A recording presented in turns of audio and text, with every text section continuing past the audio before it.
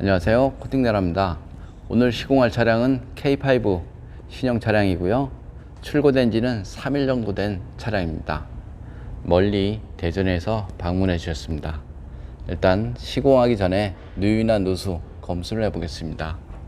여기가 엔진 커버 있는 부분인데요, 이쪽 커버에 누유가 되는지 일단 보시면 되고요. 그 다음 휠타 있는 부분, 이쪽 부분에 누유, 그 다음 에어컨 콤프 이쪽 부분에 누유, 그 다음에 미션 부분인데요, 미션 커버 이쪽 부분에 누유, 그 다음 엔진과 미션 중간 부분에 누유 검수하면 되고요. 그 다음에는 여기 등속 조인트 하단 부분에 누유가 되는지 일단 육안상으로 보시면 됩니다. 그 다음에는 누수는 이쪽 라지에다 하단 부분, 저기 고무 있는 부분, 고무 호수 있는 부분, 그 다음에 이쪽에서 누유가 있는지 보시면 됩니다.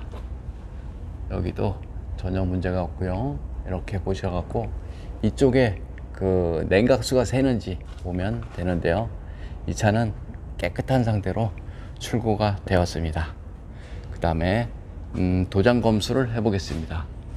여기가 앞쪽 프레임 부분인데요, 프레임 쪽 용접 부분을 보면 이런 모습으로 페인트가 조금씩 까져 있습니다. 용접 부분을 따라서 페인트가 까져 있고요. 이쪽에도 마찬가지 페인트가 조금 까져 있습니다. 이쪽 앞쪽을 볼까요? 여기 이쪽에도 약간씩 까져 있는데요, 저쪽보다는 조금 덜하고요. 이쪽 부분은 조금 덜하죠. 다음 측면 쪽을 보겠습니다. 측면 쪽은 조금 더 많이 까져 있습니다. 이런 이유로 신차였을 때 저렇게 페인트가 까져 있으면 하부 세차를 하거나 눈길 주행을 하면 그곳이 녹이 빨리 번지죠. 그래서 신차였을 때 방청 작업은 필요하다, 이렇게 저는 생각을 합니다. 그 다음에 바닥면 쪽을 보겠습니다. 바닥면 쪽을 봤는데요, 전혀 이상은 없었습니다. 깨끗한 상태 그 모습이고요. 이쪽에도 마찬가지고요. 바닥면 쪽의 녹은 이렇게 물이 스며들 수 없는 곳은 사실상 녹이 좀 덜 나는 곳이고요. 이런 홀 속에 물이 스며들죠. 그 다음 이런 접합 부분 속에 이런 부분에 물이 스며들기 때문에 녹이 잘 나고요. 이쪽은 사이드 스텝 부분인데요, 사이드 스텝 쪽에서도 녹이 잘 나는데요, 자세히 보시면 스폿 용접이 다 되어 있습니다. 이렇게 다 용접이 되어 있고요.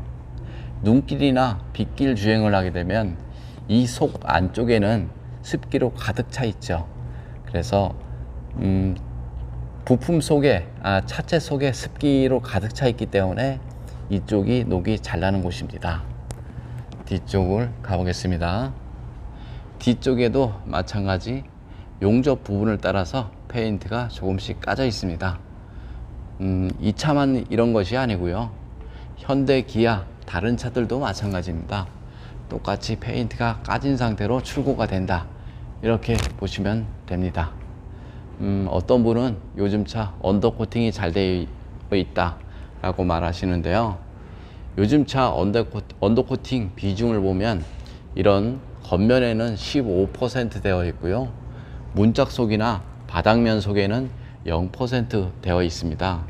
그래서 요즘 차가 언더코팅 되어 있다라고 말하는 것은 제가 봤을 때는 잘못된 정보다, 이렇게 보면 되고요.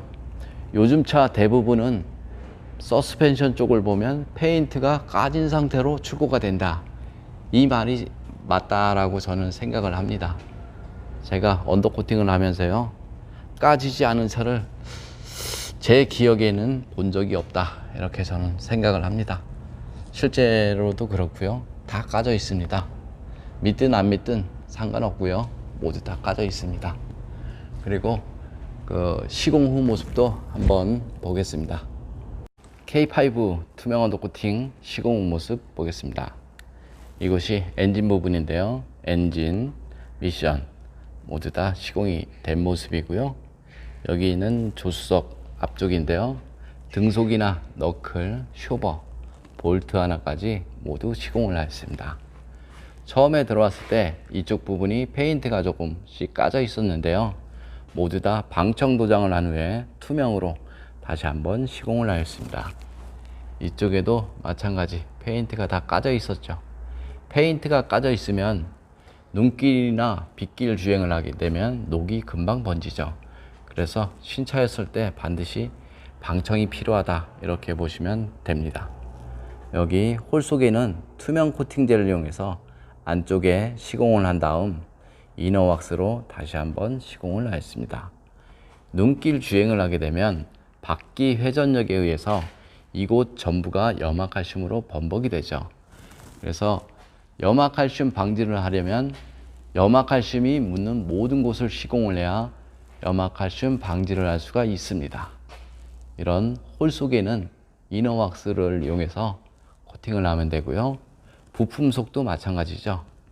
이너 왁스를 이용해서 안쪽에 코팅을 하면 됩니다. 바닥면 쪽을 보겠습니다. 바닥면 쪽의 녹은 이런 홀 속에 잘 나고요.